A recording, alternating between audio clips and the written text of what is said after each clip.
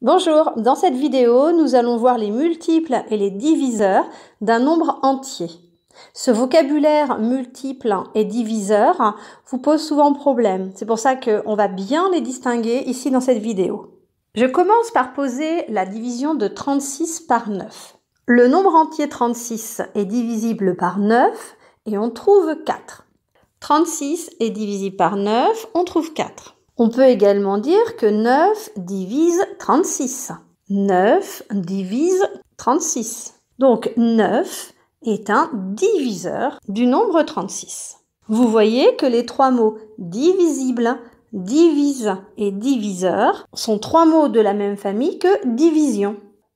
Je suis partie de l'opération 36 divisé par 9 égale 4, mais je peux écrire également 36 divisé par 4 égale 9.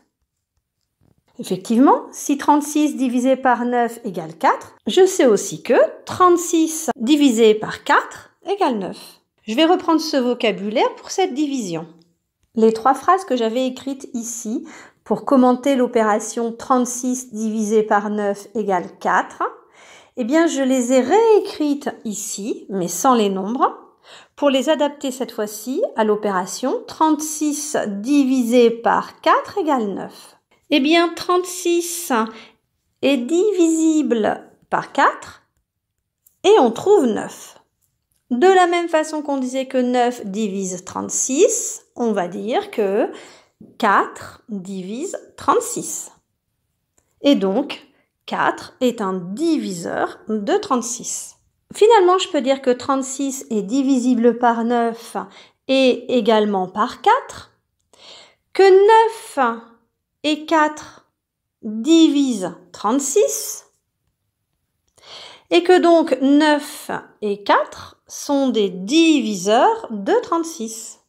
Finalement, quand je pose la division de 36 par 9, j'écris 36 divisé par 9 égale 4, mais également 36 divisé par 4 égale 9. Je peux donc dire que 36 est divisible par 9 et également par 4. 9 et 4 divisent 36. On dit que 9 et 4 sont des diviseurs de 36. Quand je pose la division de 36 par 9, cela revient à poser la multiplication de 9 par 4. Je peux écrire 36 égale 9 fois 4 ou 4 fois 9. Cela n'a aucune importance puisque je rappelle dans une multiplication, l'ordre des facteurs n'a pas d'importance. Je peux écrire 9 fois 4 ou 4 fois 9. 36 est le produit de 9 par 4. Il est obtenu en faisant la multiplication de 9 par 4. Eh bien, on dit également que 36 est un multiple de 9 et de 4. Et ici, le mot multiple est de la même famille que le mot multiplication. Donc, des diviseurs, ce sont des nombres entiers qui permettent de diviser d'autres nombres entiers et on trouve un résultat, un quotient entier, alors qu'un multiple, c'est le résultat d'une multiplication. Si je cherche le multiple de 9, je vais multiplier 9 par un nombre, ici c'était 4, pour trouver un multiple. Nous allons faire tout de suite un exemple. Quels sont les diviseurs de 35? Si je cherche un diviseur de 35, je me demande par quoi je peux diviser 35 pour obtenir un nombre entier. On peut aussi rechercher les facteurs de 35, c'est-à-dire 35 est égal à combien fois combien.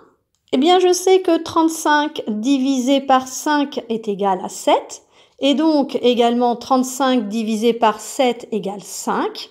J'ai deux diviseurs, 5 et 7, puisque ces deux nombres divisent 35.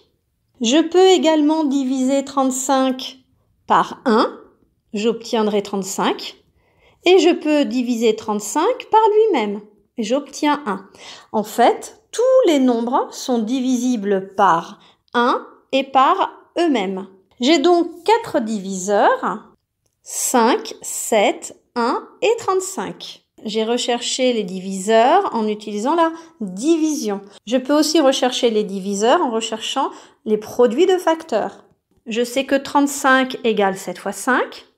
Je sais aussi que 35 est égal à 1 fois 35. Donc vous voyez, j'ai les diviseurs 7, 5, 1 et 35. Que j'utilise cette méthode ou bien celle-là, j'obtiendrai les mêmes diviseurs. Je peux conclure que les diviseurs de 35 sont les nombres 1, 5, 7 et 35.